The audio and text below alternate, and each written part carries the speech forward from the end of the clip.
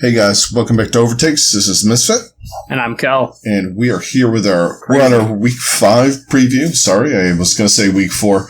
Thanks to everybody who's been checking us out. All you guys that are new on YouTube and in podcast land, thank you very much. Don't forget to hit a like, hit a subscribe, and hit the alert bell. That way you get to see when we're coming on, when we do all of our stuff.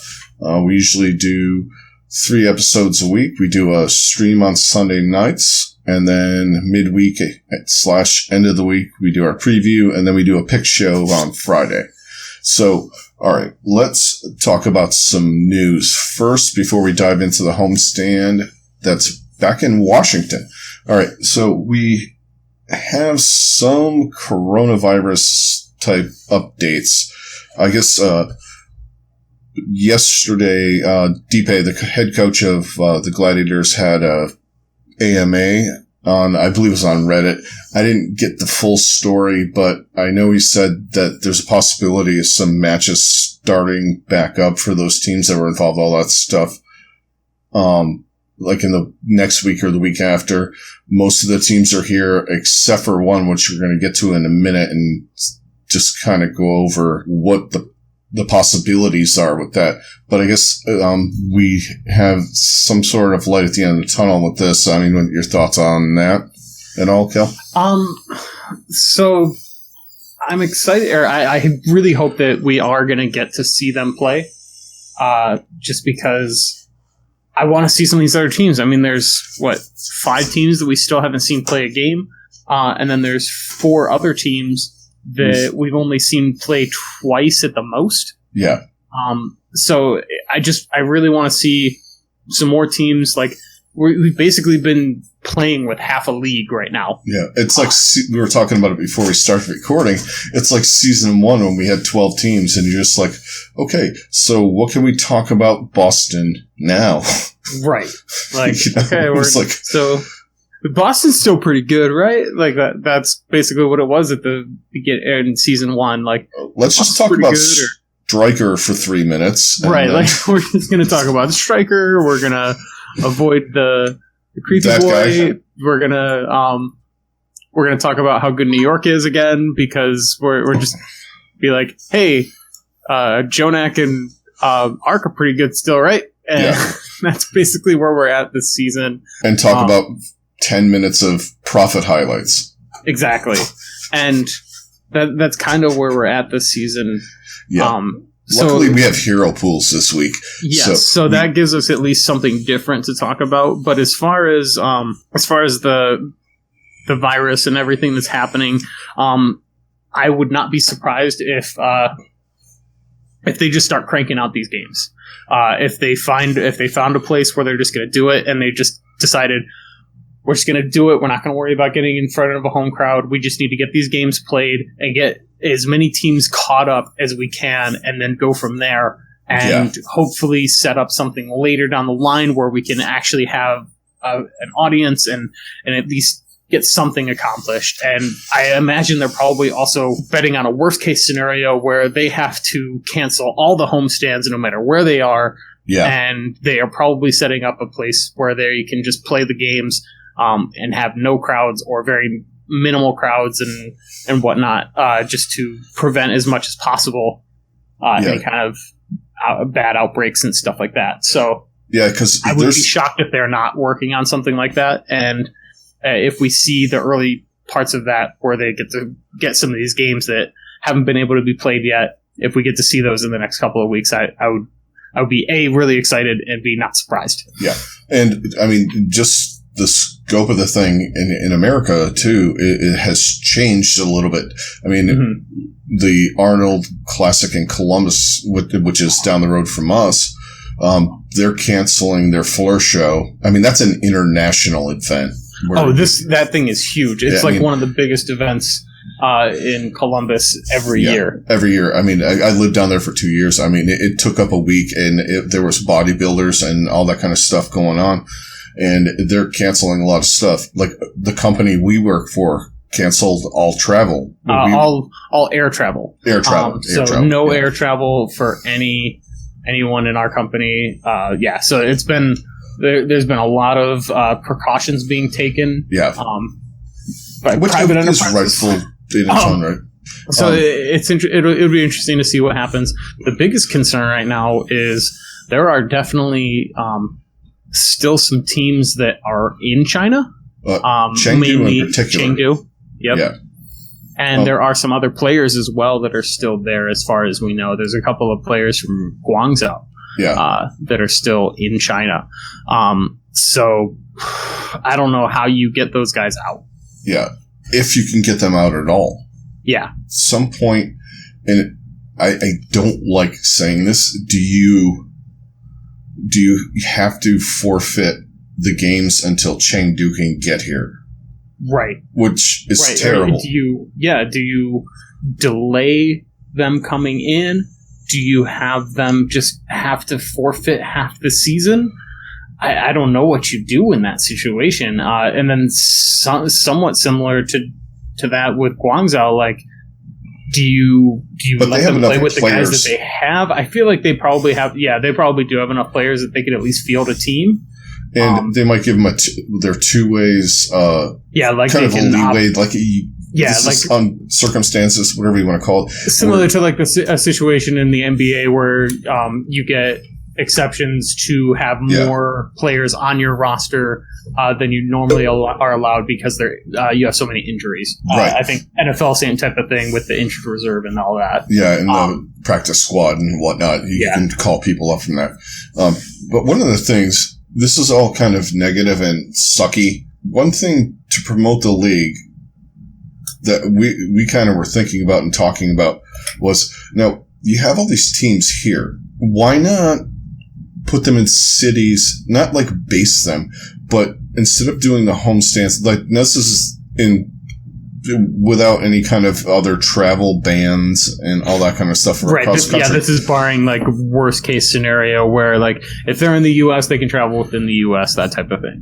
So you have the home stands kind of, you have one in Chicago, you have one in Cleveland, you have them in New Orleans, you have them in places where you don't have Overwatch League to build a fan base. Not necessarily for those teams, but for the league in general. You build some excitement in areas where there's no home squad yet. Yeah. I think that could be fun. You know, you take like the Seoul homestand and you put all those teams in Chicago. You know, then you do one in St. Louis, or, you know, you just kind of move them around. Yeah. It also depending on where you can get venues and all that kind of stuff. But I think the easiest scenario is probably in LA. Right.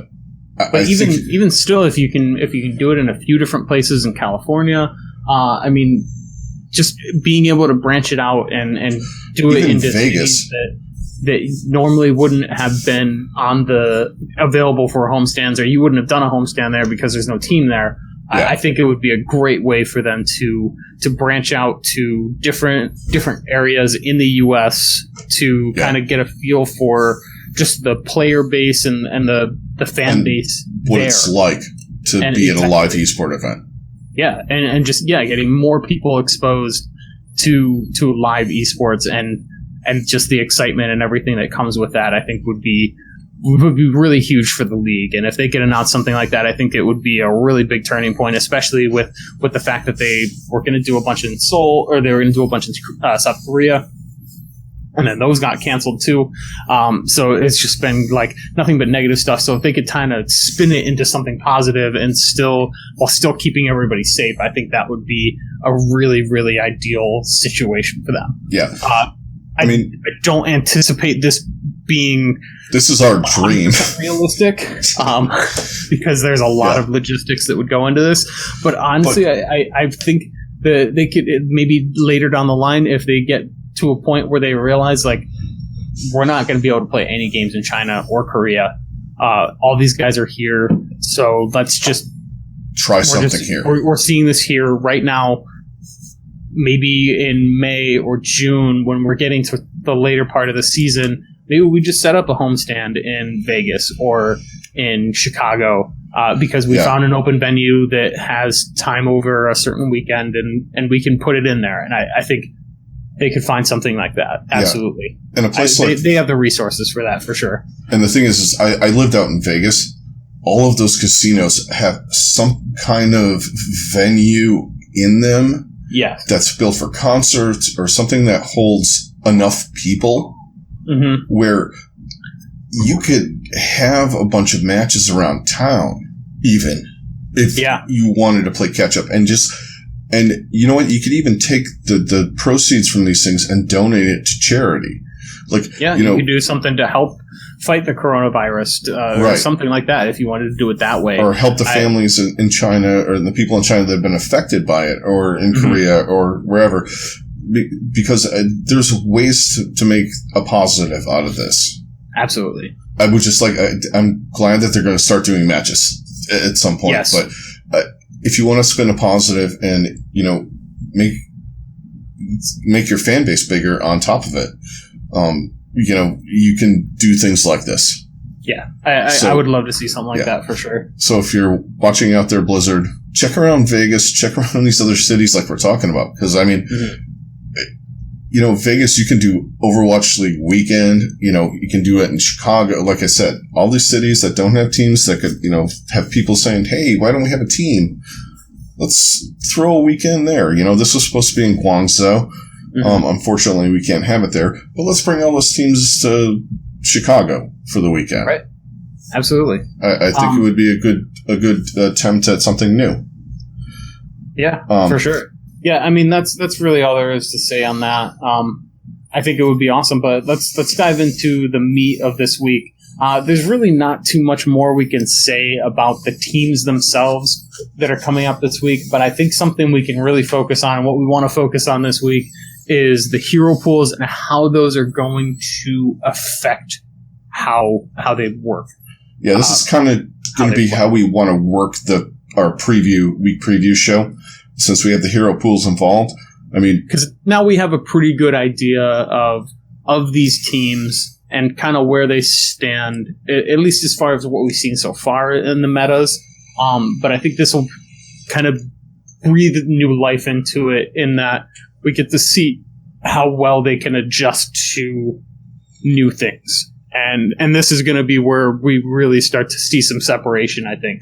Yeah.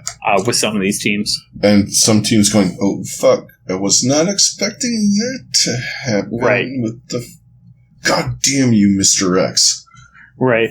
Oh, by the way, the look on his face after he drew Widowmaker and fucking McCree. Yeah. Okay, Soldier just fell down. That's a sign. Yeah. My Soldier Funko just fell over for no reason. He's upset we didn't talk about him. He is. That's what that noise was, guys.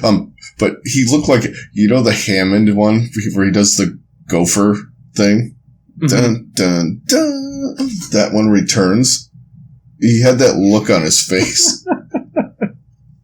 Yes. That is, but anyway, I just saw that and I immediately thought of it. I'm like, oh, Jesus, this poor guy.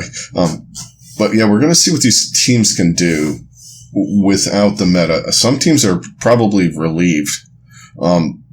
Houston. Yeah. You have to see Muma trying to shatter inanimate objects and ice blocks, and Blase trying to shoot a gun. Just give him the big glove. Just for sure. All right, so just to recap, we do have on our hero pool this week, or at least the banned heroes, or however you want to say it. Yeah. Our tank that will be gone is Reinhardt. The support is Moira, and the 2 damage are McCree and Widowmaker, as already stated. So yeah, it's going to bring a major change. And the biggest one being Reinhardt. Yeah. Reinhardt and McCree are the 2 most played of the 4. And don't underestimate Moira, because Moira cuts out the bunker death ball-y thing that you're like, all right, so we're just going to run this.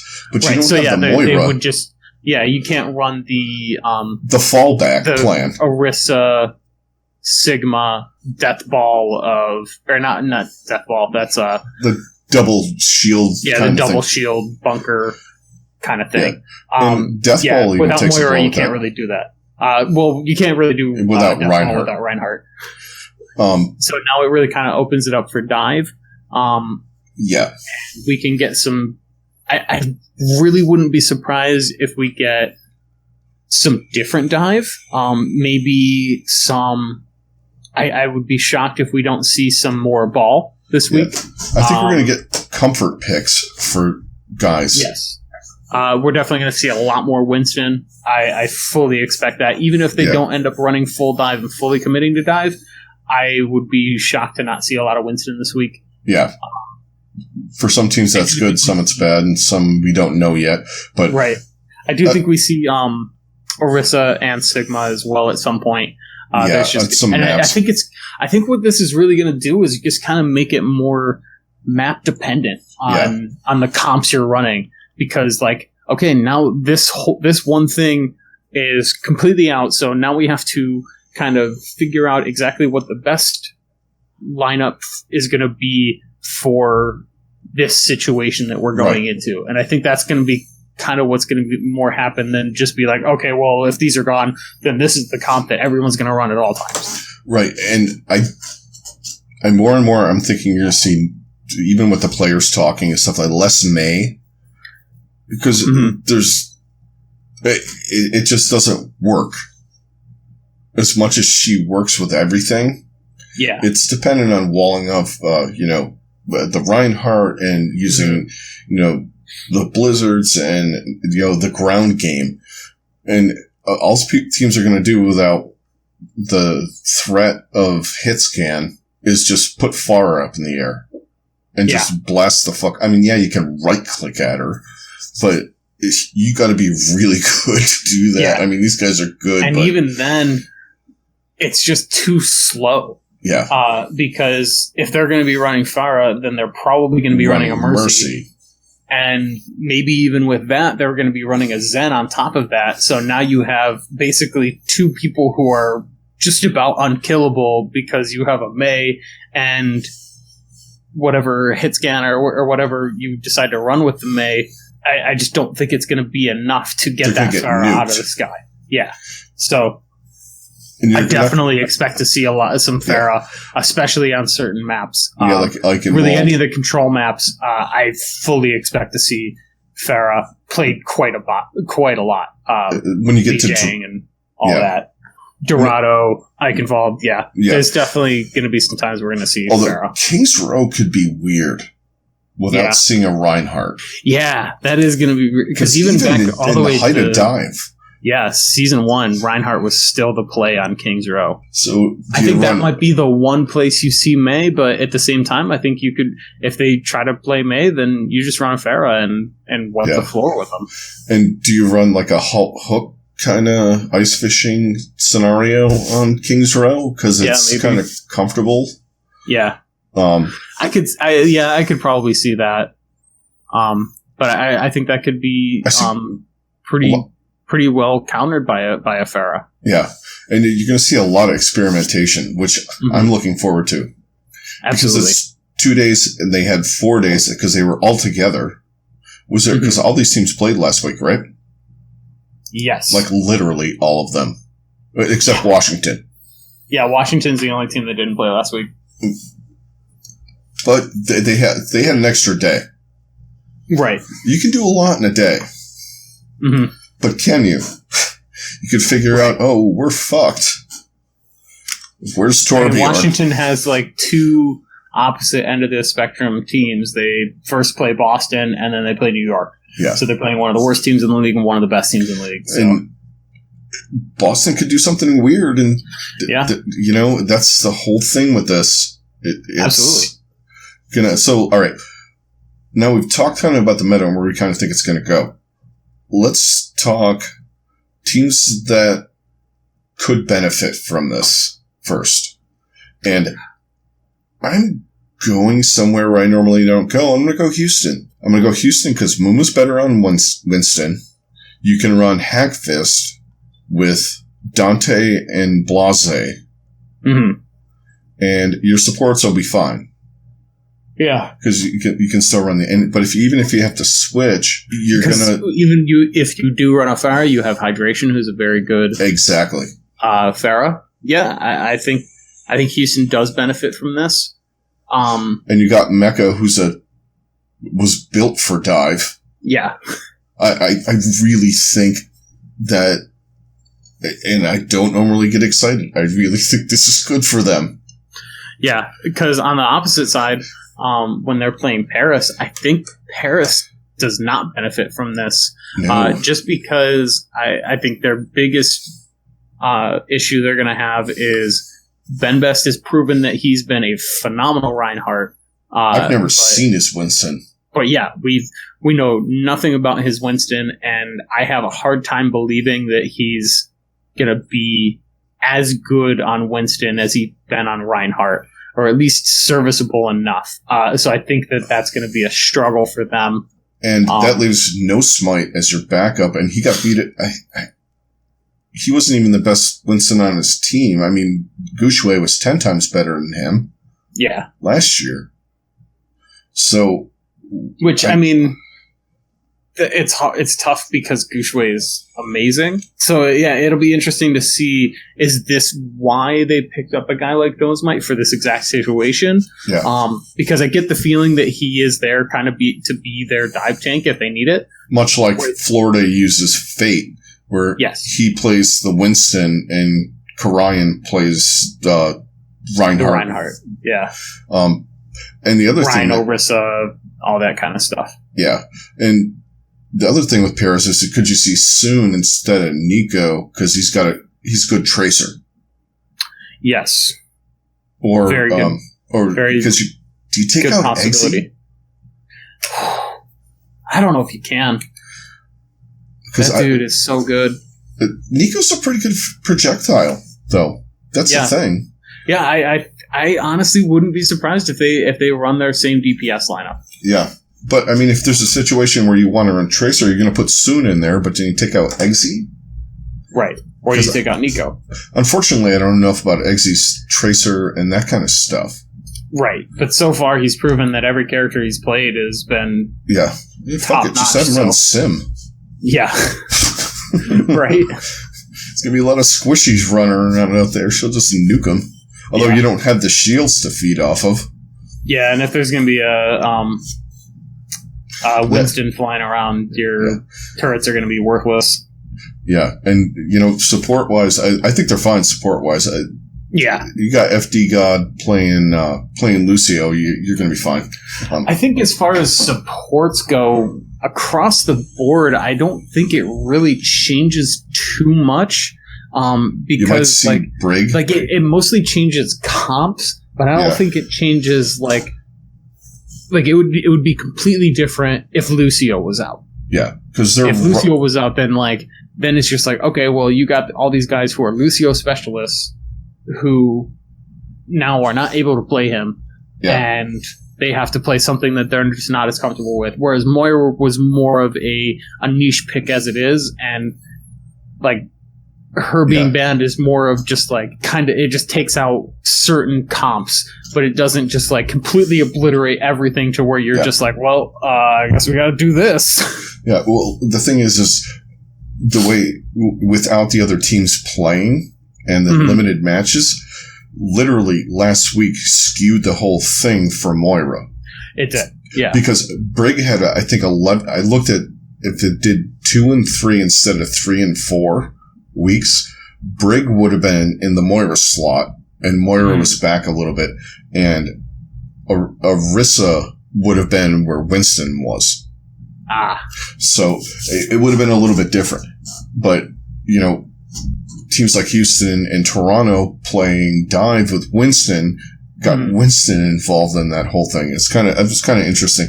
But we missed 3 homestands in that time frame. Right. Where there's going to be other variables thrown in there. I mean, that's another thing you got to realize with this hero pools is literally 2 matches can mind fuck the whole thing. There's certain teams that are going to be fine. Philly will be fine. New York will be better than fine. Any kind of dive, they have everybody for every kind of dive. Paris, I think, is going to struggle. Yeah. just because of the main tank thing. I think Toronto will be fine. I think Florida, I'm on the fence with them. Yeah, I think Florida's an interesting case because you brought up a good point in that if they do run dive, they have Fate, and I have very high opinion of Fate's ability to play Winston, so I think that is a plus for them. Where I think they run into issues, Chris is Chris. Yeah, his Lucio's to steal a Lucio line suboptimal. Yeah, not terrible, but not what you want. But if they're going to be running dive, do you go classic dive and run the Mercy Zet? Yeah, and if you run the Farah, you're going to run him on Mercy. So right, because you're not going to take. See, that's the thing. You're not going to take Anna out because now there's no shields. Right. Or do you run at the same Anna time, Zen? if they run dive, Anna's just a little more susceptible to dive than Zen is. Yeah, and if you want to run Anna, even because they're running right now, they're running that nerfed Brig. Mm-hmm. But do you run Brig to protect the Anna? Yeah, I mean, there's definitely a lot of questions with that, but I do think a team like Florida is gonna. I think there's gonna be some things that benefit, some things that hurt them. It's kind of almost like a push for them. Because I think Toronto's fine because Surefour can play anything and Agilities can play anything, and Logix has a good tracer. Yeah, and actually, Beast is a better Winston, and Nevix is Nevix. Right. So, I mean, in that match... It might actually benefit Toronto quite a bit. And I think because they looked their best when they were running dive. Yeah, absolutely. Boston, I don't know. We didn't talk about Munchkin. Yeah. Oh, yeah. So that was something that happened earlier this week. Boston released Munchkin, and they picked up somebody, but I can't remember his name. I am Halo. I am Halo, yes. Instead of Beast Halo. Right. Need to get those guys on the same team. Yes. So it would be like that stupid Tracer thing, TikTok thing from like a year and a half ago. I'm already Halo. I'm Halo. Oh, God. Oh, yeah. So let's talk about the home team for a minute. What do we think is going to happen with them? Do you run Corey on Hanzo? Oh, we forgot to mention Hanzo in all of this, DPS discussion. You could see him, but if there's a Farah, man, you've got to be godlike. You have to be Nostradamus to predict where these guys are flying. I mean, yeah, these guys could do it in ranked left and right, but you're not playing against a pro Farah. Right. And, because not only, trying to hit a Farah, especially in this league, with a Hanzo, especially after the speed nerf to his projectile. Last year, I would have said it was a different story. Yeah. But now I really think that it's gonna be tough to counter that with a Hanzo. Are there places where Hanzo can play and be viable? Absolutely. I do definitely think there's going to be situations where we see Hanzo this week, and Corey is a phenomenal Hanzo. Yeah. I think Washington. I think what's going to benefit them is they're going to play Boston in the first game, and kind of, and that's kind of a warm up almost. Maybe squeak a win out and just kind of try and figure out what they can do. Yeah, because New York is frightening if they get to play dive. Yeah, absolutely. Oh my god! Because no matter what you have Jonak on, whether it's Zen or Ana, he's just going to own. Absolutely. When they just go back to protect Jonak,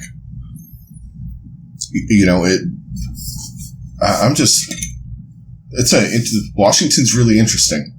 They are. I don't know. I think where Washington's issues again, and it's going to be a question. I feel like it's going to be a question for a long time. Is going to be is Roar going to be good enough on any other tank? Like, is he going to be better on any other tank than he has been on Reinhardt? Because he has not been very good on Reinhardt. He was better-ish in the last match that they played. Yeah, he's definitely improved. I would still put him in the bottom half of the league as far as starting Reinhardt players. So does that? I mean, where do you go with that? Do you? Yeah, because he's your only main tank right now. Because Luscish is still stuck in wherever he is, and Visa with the travel, Visa and travel hell now. I don't know if he's going to be able to get in. Right. So, I mean, his Winston could be good. I mean, I'm assuming he ran dive at some point. And because he was on whatever Contenders team he was on, I'm sure they were running dive at some point before Goats. So I think he could be fine. I haven't seen it, or, I mean, I'm not a Contenders junkie, but right. That's a worry. They're lucky they played Boston first. Yeah. I would hate to see them go 0-4, though. That would be terrible. Yeah, that would be pretty rough. Because Stratus will be fine, because maybe they run the Doomfist and something else, because Stratus has a good Doomfist. At least you can fall back on that. Unless they just try and, all right, let's run this Orisa thing. Right. But that goes back to the Pharah. I mean, is anyone going to play 76 or Ashe? I just don't see it happening. Because Ashe, you might as well just run. I mean, yeah, she's hit scan, so you have a chance. But utility-wise, I mean, Hanzo's better. Because Bob is terrible. Yeah. As an ult. I mean, especially in this league. This has a way better ult. Yeah. And you can combo it with things. I mean, I don't know. Yeah. Washington's a hard case. They're kind of like Florida, where I could see them playing dive and it working. But, then you're looking at components, you're like, man, this, Saya's not going to play. Yeah. I'm assuming. I mean, he hasn't played up to this point. There's no way he's going to play this week when two of his best heroes are sitting out. Yeah, like Linkser even tweeted, well, see you guys after next week. Right. It's not wrong. He's really not. Yeah, it's going to be very, very interesting with them. I can't wait to see this. Well, and one thing, I'm just going to bring this up with Philly. And everyone's like, oh, what are they going to do with Carpe? You guys don't remember him playing Tracer in Season 1? Right. It wasn't profit level, but it was pretty damn close. Yeah, he's... From what I remember, man, it was pretty damn good. If you give him something he can shoot with, he'll be fine. Yeah. Oh, definitely. And, so the last team really that we haven't talked about... Yeah, I mean... Atlanta. No. Yeah, we haven't talked about Atlanta yet. But as far as Philly, I think the big question is, how is Sano going to be able to continue his high level of play on a different tank? I think so, because his supports are gods. Yeah, I was kind of leaning. As soon as I said it, I was just like, oh, wait, no, he's still got Alarm and Funny Astro, so he'll be just fine. Yeah.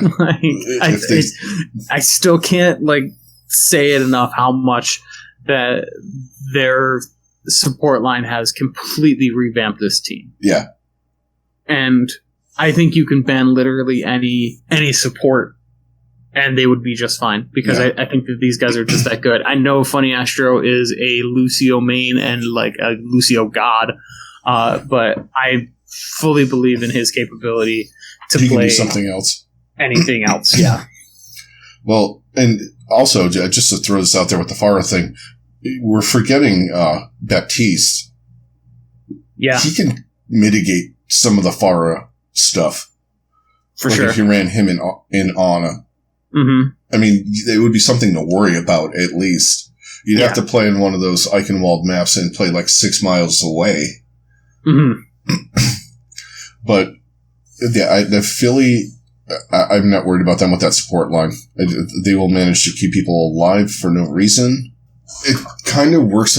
Unfortunately, this week is not working in Paris's favor, in my opinion. Yeah. The two teams that and I'm saying this, two teams you don't want to play this week are Houston and Philly. Houston looks way better on dive. They got some confidence back. They kind of know what they need to do. Right. Like, they kind of started figuring it out. They went to 5 with London. We're not counting the Boston thing.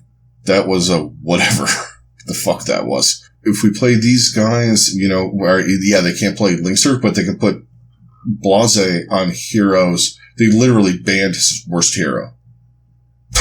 Yeah. And they banned Muma's worst hero. So it actually does kind of improve for those teams.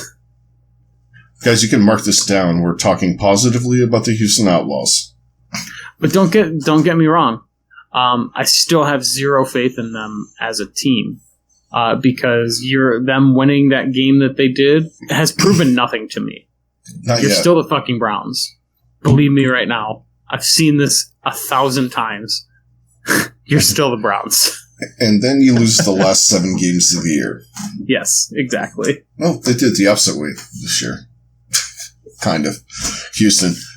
Yeah. Well, and you guys.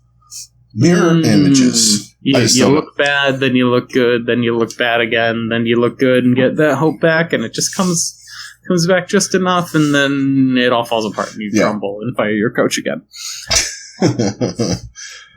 But I think Harsha's smart enough to figure this out. Yeah, I mean... Did I say that about Kitchens? You might not have, but I'm pretty sure I did, unfortunately. Well... I was highly wrong about that. Get out of my damn office. I might have said it about that guy. Good old Hugh. Hugh fucking Jackson. Get the fuck out of my office. Yeah. Okay, Hugh. Okay, you do realize we own the building, right? Right? Oh my god. I'm gonna go to Cincinnati. Fuck you people. Have fun down there. I'm gonna go suck Marvin Lewis's dick again. We talked about Oz last week, so I guess we're heading there again. Are we going more Friday? Yeah, probably more Friday. I'll suck your dick for that, Ron. Oh god, get the fuck out of here. I haven't seen that movie in okay, we've gone on a weird tangent. We went from Oz to Friday off of Hugh Jackson. That's a new tangent. Distance. I mean, that's what you can expect with this for us to just go off on the most bizarre tangents possible. Yeah. Who Don't forget to subscribe. Yeah. Subscribe. Hit Patreon where you're going to hear some of the stuff you're not going to hear tangent-wise. Yeah. All right, guys. So I think that's going to do it for the preview. Stay tuned. Friday, we're going to have the pick show up. We're going to do all the picks with the odds and all that good stuff. This is a good week if you're looking to bet. Don't listen to me, though, as far as who I'm picking. Because with hero pools, you're going to get some odds that are just thrown out there at you. So you're going to have some stuff to work with. But anyway, that'll be on Friday. Thanks to everyone on YouTube for subscribing, joining us every week, and comments and stuff like that. We love it. And everyone in podcast line, thank you very much. Sorry about our back cap episode did not load up. There was some issues with audio and technical stuff that it just wasn't working. So we apologize about that. If you do want to check out the back cap and you're on podcast, just hop on YouTube. We're over there. Same name, just find us there, and the video's up on that. Also, if you're in podcast land, if you're on iTunes, please give us a review. We would very much appreciate it. Also, like I mentioned earlier, we have a Patreon page. We got some new stuff going up. Working on some things. And, we will see you on Friday with the Big Show. Catch you guys on the next one. Later. Later, guys.